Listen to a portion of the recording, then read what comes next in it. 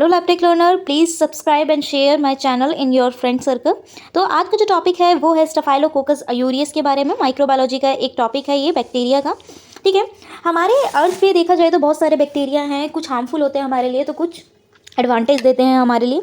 तो ये harmful bacteria है जो कि हमें इन्फेक्शन कोज करते हैं।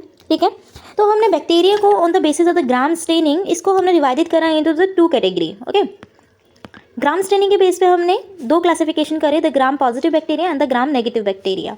Gram positive we show the purple colour, उनको हम बोलते हैं gram positive bacteria, and the gram negative we show the red and the pink colour, the gram negative bacteria.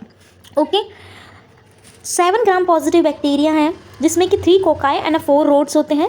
3 cocci जो कि कोकाई मीन्स सर्कल शेप में and rods means like this type. Okay, streptococcus, staphylococcus and the enterococcus, ये 3 groups हैं जो कि 3 cocci में आते हैं and the gram positive bacteria हैं, एंड 4 रोड जिसमें bacillus, Corynebacterium, clostridium and the Listeria है।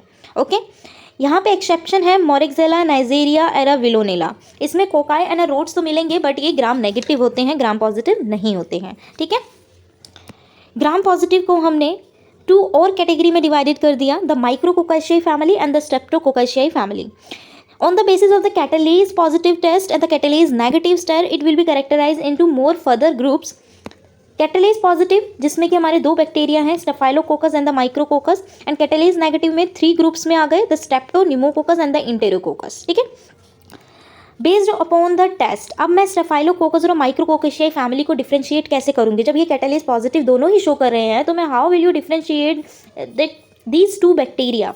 ओके, तो OF टेस्ट जो होता है स्टेफाइलोकोकस वाले ग्रुप बैक्टीरिया के लिए फर्मेंटेटिव होता है, and the OF test micrococcus के लिए ऑक्सीडेटिव होता है। बेसिट्रेसिन एंड द फ्यूराजोलिडोन ये एंटीबायोटिक है जो कि बेसिट्रेसिन रेजिस्टेंट होती है स्टेफाइलोकोकस वाले ग्रुप के लिए बट रेजिस्टेंट होती है माइक्रोकोकस के लिए। ओके, फ्यूराजोलिडिन जो कि सेंसिटिव है स्टेफाइलोकोकस वाले बैक्टीरिया ग्रुप के लिए एंड द माइक्रोकोकस के लिए नेगेटिव होती है। ओके, अब बात आती है कि जो स्टेफाइलोकोकस अयूरियस है, स्टेफाइलोकोकस अयूरियस ये कहाँ पे मिलता है। ये स्टेफाइलोकोकस अयूरियस ये मेनली प्रेजेंट होता है normal flora of our nose, anterior nose and also found in our throat, but primarily the nose. This is the why people who touches their nose while they are cooking they are going to take as aurius and put that in a other area, so other thing and then that be actually be transmitted to the careful don't touch nose when you are doing work। तो S aureus normal flora of nose होता है, इसलिए हम बोलते हैं कि अपने हाथों को अच्छे से धोना चाहिए। ठीक है, वहीं से ये ट्रांसमिटेड होते हैं। इसकी 3 क्लासिफिकेशन और हैं जो कि मैं आपको डिटेली बताऊंगी। ये 3 क्लासिफिकेशन हमने, ये तो ओनली स्टेफाइलोकोकस और माइक्रोकोकस के बारे में हुआ। इसकी ये थोड़ी सी मॉर्फोलॉजी है। मॉर्फोलॉजी, ये ग्राम पॉजिटिव होते हैं, अरेंज होते हैं क्लस्टर में, क्लस्टर लाइक अ ग्रेप लाइक फॉर्म्ड होते हैं। ये ग्रेप लाइक होंगे ये। ओके, ये क्लस्टर फॉर्मेशन करते हैं। लैक एंडोस्पोर होता है based upon the coagulase test. अब कोगुलेस टेस्ट से हम इसे 2 कैटेगरी में और डिवाइडेड करते हैं। ये 2 कैटेगरी कैसी हैं उसे देख लेते हैं। अब ये स्टेफाइलोकोकस के अयूरियस या स्टेफाइलोकोकस अयूरियस के बारे में आप नहीं जानते, बस आप ये देख लीजिए कि ये ग्राम पॉजिटिव बैक्टीरिया है। स्टेफाइलो वाले जो ग्रुप होता है, स्टेफाइलो वाला ग्रुप जो होता है ये ग्राम पॉजिटिव में आता है, ग्राम पॉजिटिव में आता है, ग्रेप लाइक क्लस्टर फॉर्मेशन में होता है। ठीक है, based upon the coagulase test मैंने इस ग्रुप को 3 कैटेगरी में डिवाइडेड कर दिया, epidermis, saprophytic and the aureus, based upon the coagulase test. अब कैटेलेस पॉजिटिव तो है, कैटेलेस पॉजिटिव तो शो करेगा स्टेफाइलो वाला ग्रुप, बट जो इसकी स्पीसीज है, अनदर स्पीसीज है लाइक एपिडर्मिस, सैप्रोफाइटिक, तो how will you differentiate those species from the aureus. Okay, तो कोगुलेस पॉजिटिव यहाँ पे पॉजिटिव शो करता है, कोगुलेस यहाँ पे नेगेटिव शो करेगा, and the coagulase negative show करेगा सैप्रोफाइटिक और एपिडर्मिस के लिए। तो जब कोगुलेस इन दोनों में नेगेटिव है, दोनों स्पीसीज में नेगेटिव है, तो how will you differentiate this species. तो यहाँ पे हम एंटीबायोटिक लेते हैं जिसका नाम है नोवाबायोसिन, जो कि नोवाबायोसिन सेंसिटिव होती है एपिडर्मिस के लिए एंड द नोवाबायोसिन रेजिस्टेंट होती है सैप्रोफाइटिकस के लिए। ओके, ये मैंने आपको बता दिया कहाँ पे प्रेजेंट होता है। एपिडर्मिस हमारा नॉर्मल स्किन पे प्रेजेंट होता है, and the saprophytic and man and a woman genital tract पे प्रेजेंट होता है, और जो कि common cause of a UTI infection के लिए कॉमन कोजिंग एजेंट है। ओके, इसके बाद आता है इसकी मॉर्फोलॉजी। मॉर्फोलॉजी की मैं अगर बात करूं, the morphology is spherical shaped होती है, इसका साइज होता है 0.5 to 1.5 micro m, and the grape like colony forming मैंने आपको पहले ही बता दिया है। Many species are the capsule होते हैं, कैप्सूल्स में बायोफिल्म भी हो सकता है या स्लाइम लेयर भी हो सकती हैं जो कि हेल्प करती हैं stick them to foreign material gather and the phagocytosis में एंड द फॉरेन मटेरियल को गैदर करने में, स्टिक करने में। एंड ये एंजाइम भी प्रोड्यूस करते हैं, जो एंजाइम है hyaluronidase, lipase, protease and the staphylokinase. Okay, जो कि ये टिश्यू ब्रोकन प्रोटीन है, टिश्यू ब्रेकिंग प्रोटीन होते हैं। हाइलुरोनिडेज जो कि ब्रेक डाउन करता है प्रोटियोग्लाइकन को, लाइपेज जो कि ब्रेक डाउन करता है लिपिड को, एंड द प्रोटीएज प्रोटीन को, एंड द स्टेफाइलोकाइनेज ब्रेक डाउन करता है फिब्रिन क्लोट्स को। ओके, इसके बाद यही चीज़ें मैंने शॉर्ट फॉर्म में बना के लिखी हुई है, टिश्यू ब्रेकिंग प्रोटीन है। अब बात मैं करूँगी यहाँ पे स्टेफाइलोकोकाई बैक्टीरियल के साइटोप्लाज्मिक सेल वॉल की। ओके, ये पूरी मैंने डिटेली लिखी है। The inner cytoplasmic membrane contain the penicillin binding protein and this protein we call penicillin binding protein because it penicillin bind with the protein and disturb the function of the protein. Image मैंने एक image बनाई है, आप easily इस image से देख सकते हो। पहले मैं इसको इंट्रो दे देती हूँ, उसके बाद मैं आपको क्लियर एकदम इजी वे में समझाऊंगी। This penicillin binding protein function to secrete the peptidoglycan which make the cell wall and the cell wall synthesising protein to which the penicillin come and bind at the disturb the function of this protein which cause the cell wall peptidoglycan not to be form correctly and though structural gap the defect in the cell wall then cause the pathogen to be damage and the break down. अब देखो यहाँ पे क्या मैंने बोला है, ये देखो क्या होता है ना बेटा कि staphylococci cytoplasmic membrane cell wall जो होती है ये हमारी किससे, ये एक आप समझो ये सेल मेम्ब्रेन है बैक्टीरिया की, ठीक है, यहाँ पे बैक्टीरिया के लेके चल रहे हैं। तो यहाँ पे एक प्रोटीन होता है पेनिसिलिन बाइंडिंग प्रोटीन जो कि इस सेल वॉल बैक्टीरिया के मेडअप ऑफ होती है पेप्टिडोग्लाइकन लेयर से। तो ये सेल वॉल सिंथेसिस के लिए ज़रूरी होता है ये पेनिसिलिन बाइंडिंग प्रोटीन, ठीक है, पेनिसिलिन। तो ये सेल वॉल सिंथेसिस के लिए ज़रूरी होता है। तो इसमें क्या होता है, हमें पता है बैक्टीरिया प्रोड्यूस करता है सम एंजाइम्स, जैसे कि हमारा लाइपेज है, हाइलुरोनिडेज है। तो ये क्या करता है, जब ये पेनिसिलिन एक एंटीबायोटिक है और एक ये प्रोटीन, ये दोनों अटैच्ड हो जाते हैं, ये डिस्टर्ब कर देते हैं इस फंक्शन ऑफ दिस प्रोटीन को, इसके फंक्शन को डिस्टर्ब कर देते हैं और damage and break down of the pathogen. तो जैसे ही हमारी बॉडी में स्टेफाइलोकोकस ऑयूरियस का इन्फेक्शन हुआ तो क्या होगा, इजीली ये क्या करेगा, बाइंड हो जाता है पीबी पेनिसिलिन बाइंडिंग प्रोटीन से एंड डिस्टर्ब कर देगा इसके फंक्शन को और डैमेज कर देगा उस पैथोजन को। ओके, उस बैक्टीरिया को ख़त्म कर देगा। ओके, बट अदर साइड क्या होता है कि यहाँ पे altered structure of PBB penicillin binding protein, यहाँ पे इसका स्ट्रक्चर ना थोड़ा मिसमैच हो जाता है, अलग दिखाई देने लगता है। तो क्या होता है, यहाँ पे ये इससे अटैच नहीं होता, जो ये प्रोटीन प्रेजेंट है बैक्टीरिया के, इससे अटैच नहीं होता है, जो कि हमारा मैक-ए जीन, इसमें मैक-ए जीन प्रेजेंट होता है जो कि इस पेनिसिलिन को, जो कि सेंसिटिव थी उस पर्टिकुलर पैथोजन के लिए, बैक्टीरिया के लिए, बट अब वो क्या कर रही है, रेजिस्टेंट कोज कर रही है, क्योंकि उसने अपना स्ट्रक्चर चेंज कर दिया। जो यहाँ पे बाइंडिंग हो रही थी अच्छे से, अब वहाँ पे ये बाइंडिंग अच्छे से नहीं हो रही है, ये मिथिसिलिन रेजिस्टेंट बग्स बन गई है।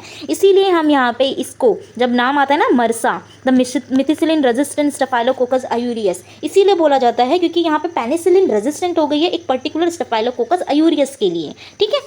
और क्यों, क्योंकि यहाँ पे एक मैक-ए जीन प्रेजेंट है, इसीलिए ये मिथिसिलिन रेजिस्टेंट स्टेफाइलोकोकस आयूरियस हो गई है, ठीक है। यही चीज़ मैंने यहाँ पे पूरी डिटेली लिखी हुई है। अगर आपको ये नोट्स बनाने हो, आप कहीं पे भी लिख सकते हो, एग्जाम में भी लिख सकते हो, आपको कोई भी इनकरेक्ट इसको नहीं करेगा। क्योंकि मैं जब थी ना अपनी स्टडी में ड्यूरिंग माई डिग्री, तो मैं समझती नहीं थी मिथिसिलिन रेजिस्टेंट क्या है। मतलब ये तो समझ लिया कि मिथिसिलिन, ठीक है, मिथिसिलिन रेजिस्टेंट तो हो रही है कि लाइक उसके अगेंस्ट पर्टिकुलर सेंसिटिव नहीं है, बट ये कैसे हो रहा है इसको समझना बहुत ज़रूरी था। तो मैंने ये पूरा डिटेली इसी पे ही बनाया है कि आपको इजीली समझ में, जो चीज़ मुझे समझ में नहीं आती थी आज मैं आपको बता रही हूँ कि मुझे कैसे चीज़ें समझी, मैंने कैसे समझा उस चीज़ों को और कैसे मैं अपने वे में, अपनी लैंग्वेज में इसको नोट्स में लिख रही हूँ। तो यही चीज़ मैंने जो बताई है, यही चीज़ मैंने अपनी लैंग्वेज में लिखी है। तो ठीक है, यहाँ तक मैंने बताया cell wall synthesising protein to which the penicillin come, penicillin bind होगी and bind at the disturb the function of this protein को डिस्टर्ब करेगी which cause the cell wall peptidoglycan not to be form correctly. तो peptidoglycan की layer, peptidoglycan cell wall correctly form नहीं होगी उस bacteria की, इसीलिए ये डैमेज कर देगा the pathogen, this cause the pathogen to be damage and the break down. इस टाइम पे जो हमारा पैथोजन है वो डैमेज हो जाएगा और ब्रेक डाउन हो जाएगा। But in the case of the methicillin resistant bugs, जब हमारा मिथिसिलिन रेजिस्टेंट पैथोजन कन्वर्ट हो जाता है, तो alter their penicillin binding protein and the protein to which the penicillin bind is altered structure of protein makes it penicillin resistant। Okay, क्योंकि वो उससे थोड़ा उसका स्ट्रक्चर जो नॉर्मल पेनिसिलिन और प्रोटीन की बाइंडिंग से अलग दिखता है, इसीलिए ये पेनिसिलिन रेजिस्टेंट शो करता है। Note, the penicillin binding protein function stage same, it still make the cell wall but penicillin cannot bind to it anymore, so the penicillin cannot disturb the function of this protein and the pathogen becomes resistant to the penicillin, it becomes resistant to all the beta lactam antibiotics। यहाँ पे क्या बोला गया है कि यहाँ पे इसका मतलब ये नहीं है कि सेल वॉल यहाँ पे नहीं बनेगी, मेथिसिलिन रेजिस्टेंट में सेल वॉल बनेगी, लेकिन पेनिसिलिन वहाँ पे बाइंड नहीं करेगा। Penicillin can not disturb the function of this protein को डिस्टर्ब नहीं करेगा और पैथोजन इसके अगेंस्ट रेजिस्टेंट हो जाएगा, ठीक है। और जितनी भी हमारी ओल बीटा लैक्टम एंटीबायोटिक होती हैं ये मर्सा के लिए रेजिस्टेंस शो करती हैं, ठीक है। Pathogen become beta lactam resistant और पेनिसिलिन रेजिस्टेंट और the methicillin resistant only when it require a gene called the mec A gene. ये तभी हो सकता है जब हमारा मैक ए जीन प्रेजेंट होगा, तभी ये मेथिसिलिन या पेनिसिलिन या बीटा लैक्टम रेजिस्टेंस शो करेगी, ठीक है। After the cell membrane outside the cell wall is composed of peptidoglycan and these are the peptidoglycan that are the manufactured by the penicillin binding protein. ये चीज़ें मैंने पहले बता दी कि पेनिसिलिन बाइंडिंग प्रोटीन जो कि हेल्प करता है सेल वॉल को सिंथेसिस करने के लिए, ठीक है। These teichoic acid and the lipoteichoic acid are the poorly immunogenic and they can trigger antibody response from our immune system। हमें पता है कि ग्राम पॉजिटिव बैक्टीरिया जो है टिकोइक एसिड लिपोटिकोइक एसिड्स भी होते हैं जो कि पूरली इम्यूनोजेनिक होते हैं और ये ट्रिगर करते हैं हमारे इम्यून सिस्टम को। And the surface adhesion protein these are the important protein, they are make this pathogen capable of other thing defending from our immune system like the elastin and the collagen. जो हमारे surface adhesion protein होते हैं वो भी काफ़ी important role करते हैं defending में, ठीक है। ये जो चीज़ें मैंने अभी शॉर्ट वे में बताई हैं इसी को मैंने पूरा ये एक्सप्लेन करा हुआ है इसी में कि ये देखो यहाँ पे पेनिसिलिन बाइंडिंग प्रोटीन है जो कि सेल वॉल बना तो रही है वो, लेकिन वो कोई पेप्टिडोग्लाइकन की लेयर को डिस्टर्ब कर रही है। That's the pathogen trigger. जो हमारी एंटीबॉडी है जो इस पैथोजन के अगेंस्ट है, ये पेनिसिलिन बाइंडिंग प्रोटीन है वो सेंसिटिव कोज कर रही है। But in the case of the MRSA आप देख सकते हैं यहाँ पे अल्टरनेट पीबी हो रहा है, यहाँ से बाइंडिंग तो हो जा रही है, सेल वॉल तो बनेगी लेकिन प्रोटीन को डिस्टर्ब नहीं करेगी, इसीलिए ये रेजिस्टेंट शो कर रही है। मैक के जीन इज नीडेड होता है इसके लिए and the penicillin is resistant, okay.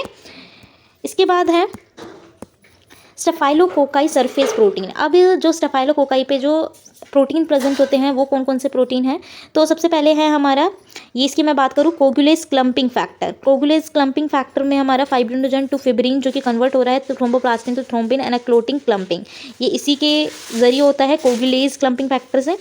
यहाँ पे हमारा प्रेजेंट होता है FC portion of IgG and protein A present होता है, इलास्टिन बाइंडिंग प्रोटीन होता है, कोलेजन बाइंडिंग प्रोटीन होता है। तो ये है हमारे कुछ surface proteins, okay.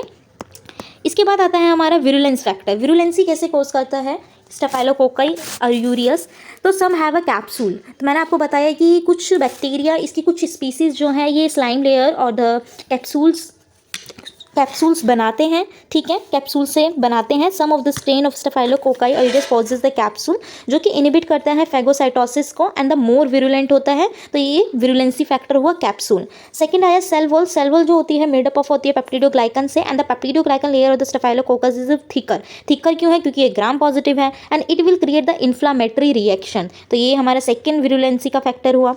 Protein A मैंने बताया आपको जो कि सरफेस प्रोटीन होता है स्टेफाइलोकोकस के लिए, तो ये एंटी फैगोसाइटिक और एंटी कॉम्प्लीमेंट्री दो reactions. Anti phagocytic means opposite कर रहा है, फैगोसाइटिक किसी को खाना और एंटी कॉम्प्लीमेंट्री कॉम्प्लीमेंट करना, ठीक है।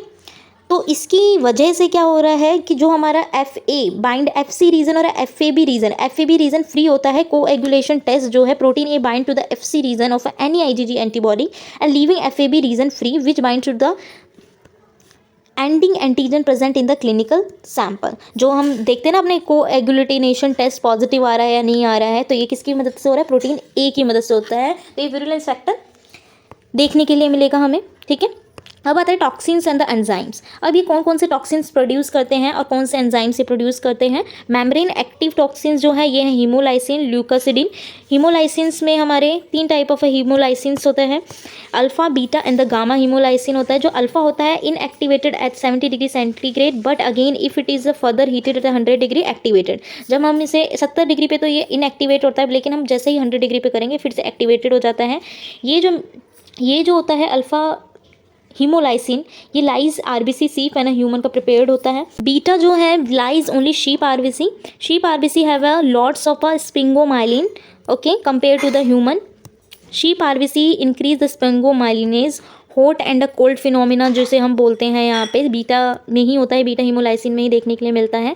हॉट में warm temperature haemolysis will occur. इसमें क्या मतलब hot and cold phenomena, beta में समझ नहीं आता बच्चों को कि हॉट एंड कोल्ड फिनोमिना क्या है।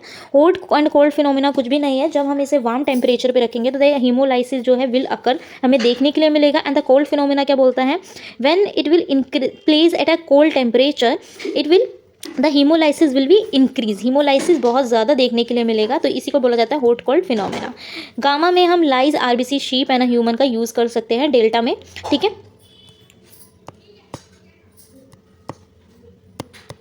इसके बाद है पीवी टॉक्सिन। पीवी टॉक्सिन को हम पैंथोवैलेटिन टॉक्सिन भी बोलते हैं। थर्ड आता है epidermolytic and the exfoliative toxin. There is something to do with in the skin epidermic, it cause scalded skin syndrome 10 and the Ritter syndrome. मतलब एक्सफोलेटिव मतलब कि कुछ बाहर की तरफ स्किन की तरफ हो रहा है, that we call the exfoliative और the epidermolytic. Enterotoxin something to do intestine, intestine में कुछ प्रॉब्लम है, टॉक्सिन्स रिलीजेशन है। It is responsible for the type A1 and the R1 NOF1, food poisoning के लिए रिस्पॉन्सिबल होता है। इसका सबसे मेन इंपॉर्टेंट जो टॉक्सिन्स है जो कि TSST है, टॉक्सिक शॉक सिंड्रोम टॉक्सिन, जिसे बोला जाता है सुपरा एंटीजन।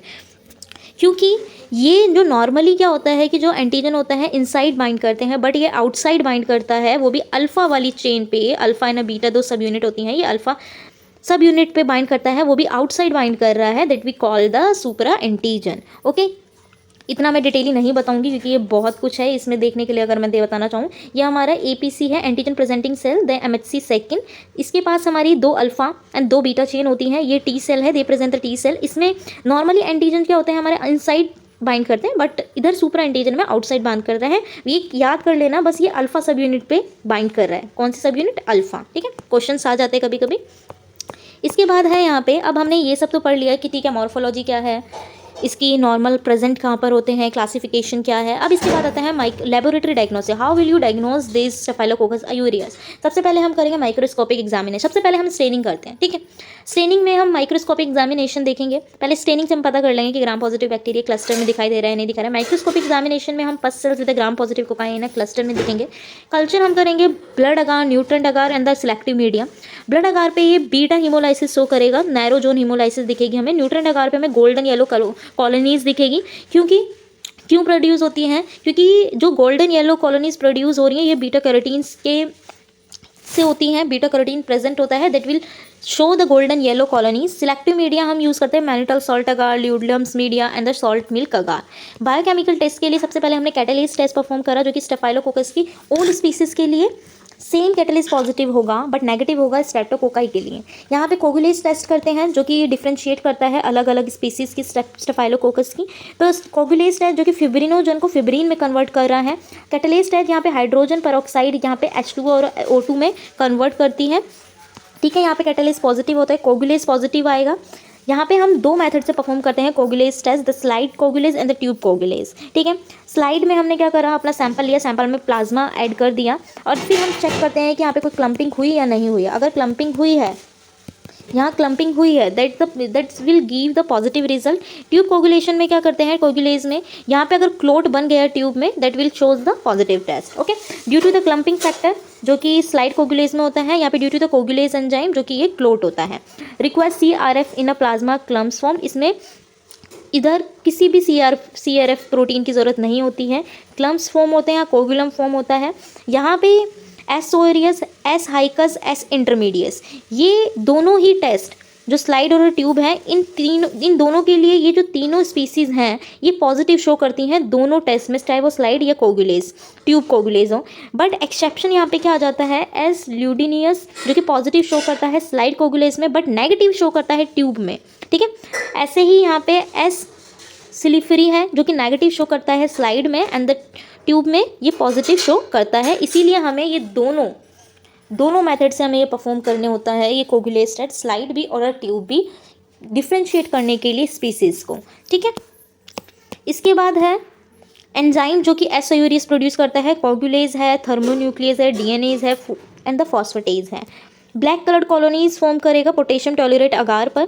पैथोजेनेसिस के लिए क्या है, पैथोजेनेसिस में हमारे आप ट्रिक से आस कर सकते हो soft pens, soft tissue infection, musculoskeletal, food poisoning, TSS10, pneumonia हो सकता है, एक्यूट कार्डियटिस हो सकता है, इन्फेक्टिव आर्थराइटिस हो सकता है, नेक्रोटाइजिंग फेसिटिस हो सकता है एंड द सेप्सिस हो सकता है। ठीक है, आफ्टर दैट हमने सब कुछ देख लिया, लेबोरेटरी डायग्नोसिस, क्लिनिकल सिग्निफिकेंस। अब इसकी मैनेजमेंट कैसे करेंगे? अगर मेरा स्टाफाइलोकोकाई पेनिसिलिन सेंसिटिव है तो मैं क्या करूँगी, मैं पेनिसिलिन दे दूँगी, सेमी सिंथेटिक मेडिसिन जो भी एंटीबायोटिक होती है, मिथिसिलिन, नोफैक्सिन, ऑक्सासिन, डिक्लोक्साजिन, सेफ्लोस्पोरिन, ठीक है, ये सब मैं अपनी एंटीबायोटिक प्रिस्क्राइब्ड कर दूंगी उस पेशेंट को। बट यहाँ पे अगर मेरा रिजल्ट में आता है मरसा, मतलब कि मिथिसिलिन रेजिस्टेंट है, I will have only 2 options like oral और द IV। ठीक है, ओरल में मैं दूंगी सल्फामिथोजाजोल, टेट्रासाइक्लिन, डॉक्सीसाइक्लिन, क्लाइंडोमाइसिन, मिनोसाइक्लिन, लाइंडोलेट।